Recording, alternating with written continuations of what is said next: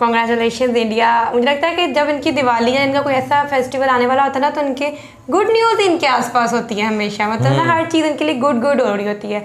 और जहाँ तक ये बात है, हम तो हमेशा कहते हैं कि देखो अब वो साइंस एंड टेक्नोलॉजी में भी कितना आगे जा रहा है। हे गाइस, अस्सलाम वालेकुम, welcome to YouTube channel Khadija Mehran reaction. It's me your host Khadija Waseem, और मेरे साथ है महरान वासिफ।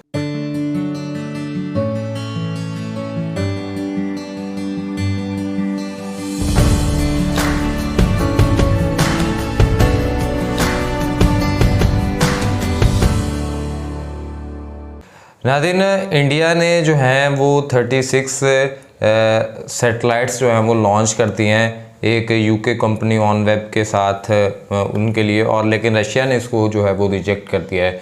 अब एक तो ये इसरो की जानिब से काफ़ी एक बड़ी जो है एक डेवलपमेंट है, और इंडिया की तरफ से ये किया जाना ये अपने आप में एक बहुत बड़ी चीज़ है। लेकिन इसके साथ रशिया को क्या हुआ है और रशिया क्यों इस मामले में इसको मना कर रहा है और इसको गलत साबित करने के ऊपर तुला हुआ है, एक वीडियो है। वीडियो का लिंक आपको डिस्क्रिप्शन में मिल जाएगा। लेकिन साथ साथ अगर आपने हमारा चैनल सब्सक्राइब नहीं किया, मस्ट सब्सक्राइब आवर चैनल और बेल आइकन को लाजमी प्रेस तो चलते हैं, देखते हैं।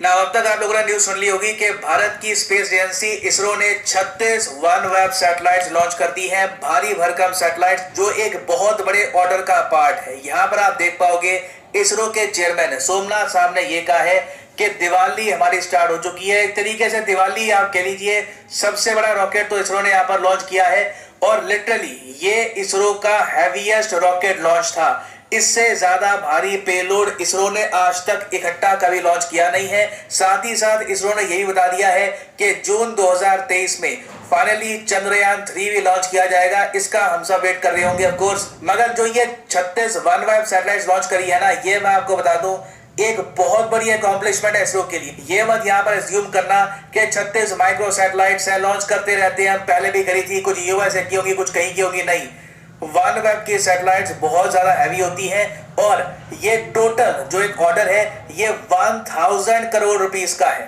वनवेब कंपनी ने इसरो को ये कहा कि आप हमारी 72 सैटेलाइट्स लॉन्च करो, और इसके लिए हम आपको देंगे 1000 करोड़ रुपए। 36 अभी हमने लॉन्च करी है, बाकी की जो 36 सैटेलाइट्स है ये हम लॉन्च करेंगे जनवरी 2023 में। और ये जो बड़ा ऑर्डर है 1000 करोड़ रुपीस का, ये एक्चुअली जा सकता था रशिया के पास, मगर सिंस रशिया ने रिजेक्ट कर दिया वनवेब को, दोनों के रिलेशंस खराब हो गए। उसके बाद ये ऑर्डर बाय डिफॉल्ट पहुंच गया इसरो के पास। ना बताऊंगा आपको यहाँ पर सारी कहानी क्या है, बहुत कुछ आपको जानने को मिलेगा। मगर आगे बढ़ने से पहले आपसे क्वेश्चन पूछूंगा। क्वेश्चन ये है कि हाल ही में एशिया का सबसे बड़ा कंप्रेस्ड बायोगैस प्लांट कहां पे, किस स्टेट में इनॉग्रेट किया गया है? पंजाब, राजस्थान, बिहार या फिर छत्तीसगढ़? कमेंट सेक्शन में करिए उत्तर। सही आंसर मैं आपको दूंगा वीडियो के अंत में। ना पहली बात तो जब मैं यहाँ पर कह रहा था ना कि वनवेब की सैटेलाइट भारी भरकम है, तो यहाँ पर आप देख सकते हो ये आपके सामने पेलोड का ऊपर का कवर है। इसके अंदर सैटेलाइट्स नहीं है अभी, ये पेलोड का कवर है, रॉकेट के ऊपर का पार्ट है। इसके अंदर सैटेलाइट्स रखी गई थी और फिर रॉकेट को लॉन्च किया गया था। कई लोग ये फोटो शेयर कर रहे थे ऑनलाइन, कंपेयर करने के लिए कि 1963 में हम कहां पर थे और एज ए कंट्री हम कितना आगे पहुंच चुके हैं 2022 में, कि वनवेब जो यूके बेस्ड कंपनी है उनकी सैटेलाइट्स हम लॉन्च कर रहे हैं। और वनवेब की इंपॉर्टेंस जानने के लिए ये समझ लो, जिस तरीके से स्पेसएक्स है ना इलॉन मस्क की कंपनी, अब स्पेसएक्स को देखो, एडवांटेज ये है कि स्पेसएक्स खुद सैटेलाइट्स लॉन्च कर सकती है स्टारलिंक की। स्टारलिंक कंपनी भी आप अगर देखो तो इलॉन मस्क की है, स्पेसएक्स भी इलॉन मस्क की है। तो लगातार ये सैटेलाइट्स लॉन्च करी जा रही हैं ताकि अंतरिक्ष से सीधा आपके मोबाइल फोन या फिर राउटर में इंटरनेट प्रोवाइड किया जा सके। रिसेंटली यूक्रेन वॉर में हमने देखा है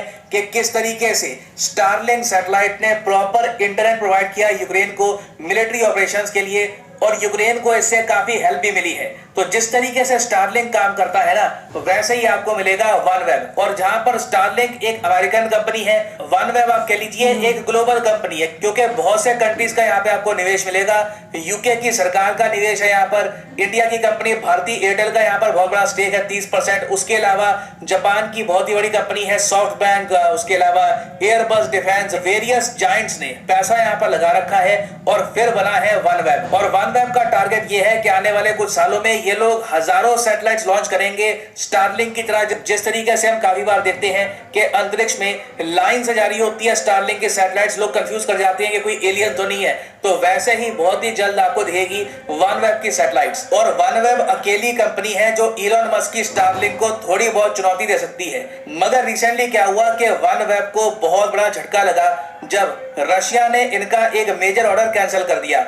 जब रशिया ने यूक्रेन पे अपना स्पेशल ऑपरेशन वॉर जो भी आप कहना चाहें कह सकते हैं, जैसे ही रशिया ने यूक्रेन पे आक्रमण किया उसके बाद यूके की सरकार ने लगा दिए सैंक्शंस रशिया पर। रशिया नाराज हो गया।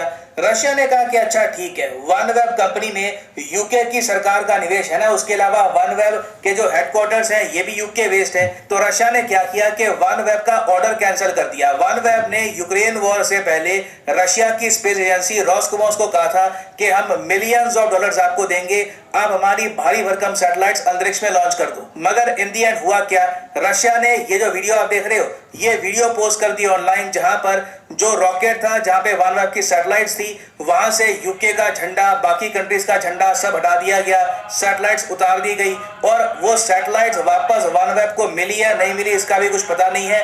टोटल बताया जाता है कि 230 मिलियन डॉलर्स का झटका लगा था वनवेब को रशिया के इस मूव की वजह से। और आपको याद होगा जब मैंने ये टॉपिक कवर किया था आज से कई महीने पहले, मैंने आपको उसी वक्त बता दिया था कि ये जो ऑर्डर है हो सकता है कि भारत के पास आ जाए। और इस केस में यहाँ पर हुआ यही है, यूके की सरकार ने भारत को कहा कि इसरो के जरिए जो ये सैटेलाइट्स है लॉन्च आप कर दीजिए, ऑलरेडी हम बहुत ज्यादा लॉस में हैं।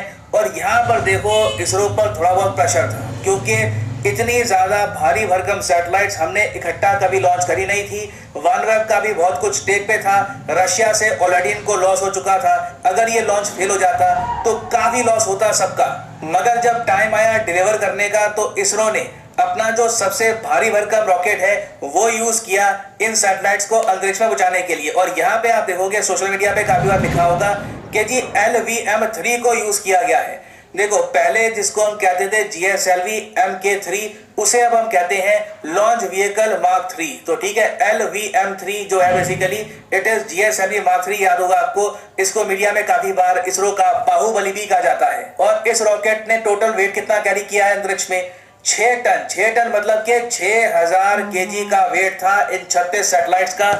इतने वेट की ज्यादातर जो सैटेलाइट्स है ना, काफी बार इसरो खुद कभी लॉन्च करता नहीं था। आपने काफी बार देखा होगा कि फ्रांस की एक कंपनी है एरियन स्पेस, उनको हम देते थे मिलियंस ऑफ डॉलर्स, क्योंकि इंडिया में आप कह लीजिए उस वक्त हमारे पास इतना कॉन्फिडेंस था नहीं कि इतनी ज्यादा भारी भरकम सैटेलाइट्स हम खुद लॉन्च कर देंगे। तो ये आप कह लीजिए इंडिया के लिए एक बहुत बड़ा माइलस्टोन है, क्योंकि ना सिर्फ हमने विदेशी मुद्रा यहाँ पर कमाई है, उसके अलावा जो ये 6 टन के पेलोड वाली सैटेलाइट्स हमने अंतरिक्ष में पहुंचाई है, इससे हमको ये भी कॉन्फिडेंस मिलेगा कि कल को अगर हमारी भी कोई भारी भरकम सैटेलाइट्स हैं तो उसको हम खुद ही लॉन्च कर पाएंगे, हमें फ्रांस की यहाँ पर आवश्यकता नहीं होगी।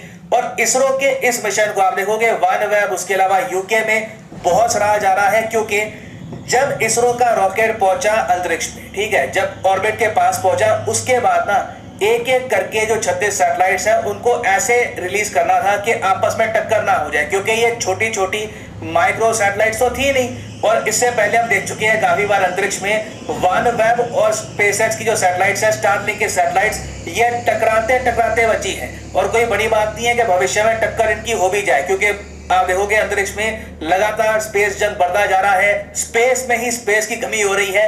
ऑर्बिट्स में आप देखोगे लगातार सैटेलाइट्स ऑलमोस्ट एक दूसरे के करीब आ रही हैं, तो बहुत ट्रिकी था कि हम लोग बिल्कुल सही तरीके से मनूवर करें और एक एक करके सारी सैटेलाइट्स को रिलीज करें ताकि आपस में किसी की टक्कर ना हो जाए।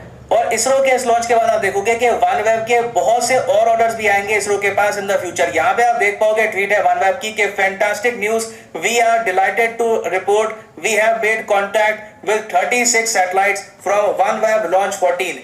36 सैटेलाइट्स ऑपरेशनल हो चुकी है। और ये देखिए एक मैसेज सेंड करेगा पूरे दुनिया में कि अब एरियन स्पेस के अलावा, स्पेसएक्स के अलावा इसरो भी जो हैवी ड्यूटी सैटेलाइट्स है ये सक्सेसफुल तरीके से लॉन्च कर सकता है स्पेस में। नाउ फाइनली वापस आते हैं क्वेश्चन की तरफ कि एशिया का सबसे बड़ा कंप्रेस्ड बायोगैस प्लांट रिसेंटली कहां पे इनॉग्रेट किया गया है। तो सही उत्तर यहाँ पे है ऑप्शन बी, पंजाब। यहाँ पर आप देख पाओगे ये रिसेंटली बहुत न्यूज में था। Asia's largest compressed biogas plant है। Remember this, it is important for a lot of exam perspective. और हाँ, एक बहुत ही बड़ी अनाउंसमेंट आप सब लोगों के लिए। क्या कहती हो दीजा आप? A very good news. Congratulation India. मुझे लगता है कि जब इनकी दिवाली या इनका कोई ऐसा फेस्टिवल आने वाला होता है ना, तो इनके गुड न्यूज़ इनके आसपास होती है हमेशा। मतलब ना हर चीज़ इनके लिए गुड हो रही होती है। और जहाँ तक ये बात है, हम तो हमेशा कहते हैं कि देखो अब वो साइंस एंड टेक्नोलॉजी में भी कितना आगे जा रहा है हर फील्ड में। मतलब हम ये नहीं कहेंगे कि हर फील्ड में वो 100% है, बस हर फील्ड में वो 100% बन रहा है। That is amazing. इसरो जिसे इंडियन स्पेस रिसर्च ऑर्गेनाइजेशन कहा जाता है, और इसके हवाले से एक मूवी भी अभी आई थी रॉकेटरी, जिसमें वो आर माधवन और नवी नंबी साहब इस तरह के कुछ उनके थे, और उन्हें काफ़ी ज़्यादा ना, तो इसरो उस हवाले से भी काफ़ी ज़्यादा ना न्यूज़ में था। लेकिन अभी जो है इसरो ने अपनी एक और पहचान बना ली, और वो ये है कि उसने जिस तरह से एक इतने 6000 टन 6000 किलो और इस तरह इतनी बड़ी जो है ये एक सैटेलाइट्स जो हैं इनके वज़न को कैरी करते हुए लॉन्च कर दिया है। तो इंडिया तो ऑब्वियसली बात है कि अब इस वक्त दुनिया में उसका एक नाम आ गया है, और इंडिया खुद जिसे वो फ्रांस को कहता था, सबको कहता, और वो अब खुद कर रहा है। लेकिन इसमें एक चीज़ रशिया की देखने वाली है कि देखो रशिया किस तरह से अपने पाँव पे कुल्हाड़ियाँ खुद मारता जा रहा है, और नुकसान पे नुकसान करते जा रहा है, और उस नुकसान का फ़ायदा इंडिया उठा रहा है, क्योंकि इंडिया के लिए अब वो मार्केट ओपन है और इंडिया अपनी मर्जी कर सकता है। और इंडिया के पास अब जिस तरह से ये ऑर्डर्स आ रहे हैं, 1000 करोड़ की ये डील है, और आने वाले वक्त में इंडिया खुद भी लॉन्च करेगा, और पूरी दुनिया में और भी जो लोग हैं वो कर पाएंगे। और सबसे बड़ी बात यह है कि देखें कि ये स्टारलिंक जो कि इलॉन मस्क की कंपनी है, उसकी कंपैटिबिलिटी में इंडिया इस तरह से जो है वो लॉन्च कर रहा है स्पेस के अंदर, तो ये भी एक अपने आप में बड़ी अचीवमेंट है इंडिया के लिए। So congratulations to India. आप इस हवाले से क्या राय रखते हैं? कमेंट बॉक्स खुला, उसमें लाजमी शेयर करें, वीडियो को लाइक करें, शेयर करें, चैनल को सब्सक्राइब करें, बेल आइकन को प्रेस करें, इंस्टाग्राम आईडी मेंशन है, फॉलो करें, सजेशन दें। तब तक मेरे मेजबान दुआ में याद रखें। अल्लाह ने